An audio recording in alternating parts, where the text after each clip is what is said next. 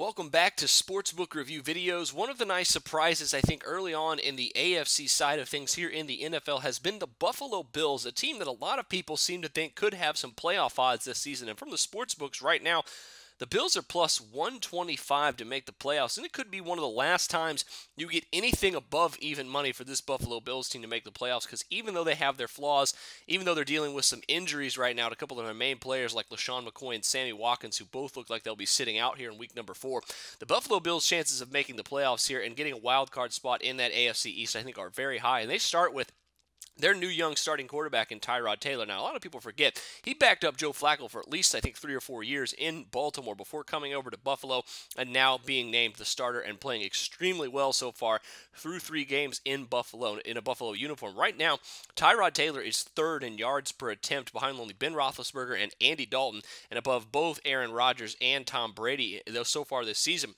And he's 6th in passing touchdowns, even though he really hasn't been known so much for his arm, more so for his athleticism and ability to run the football as well as throw it. But he has added in just a little under 100 yards rushing here for the first 3 weeks and a rushing touchdown.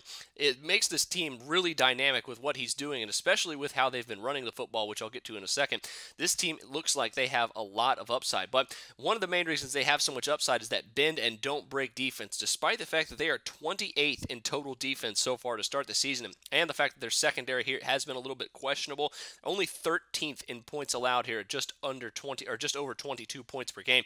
If they can hold that philosophy here with Rex Ryan and give up a bunch of field goals, not give up touchdowns in the red zone, this defense is going to be very tough to beat because their pass rush is outrageously good, and their run defense hasn't been bad either. It's really just they need to shore up some secondary issues right now. But I mentioned their running game, which through 3 weeks is the #1 running game in the entire NFL. Rushed for just over 153 yards per game. And even though LaShawn McCoy is going to be out this week, Carlos Williams should be up for the task, as he's at a crazy yards per carry average here through the first 3 weeks and has been playing pretty much better than LaShawn McCoy here that obviously the Bills got through a trade for trading Kiko Alonso. But the Bills run game averaging 4.7 yards per carry. They can keep that up, keep that defense going, and Tyrod Taylor can keep doing what he is doing without turning the ball over. This Buffalo Bills team is absolutely a good value to make the playoffs here at plus 125. But that'll do it for me this time.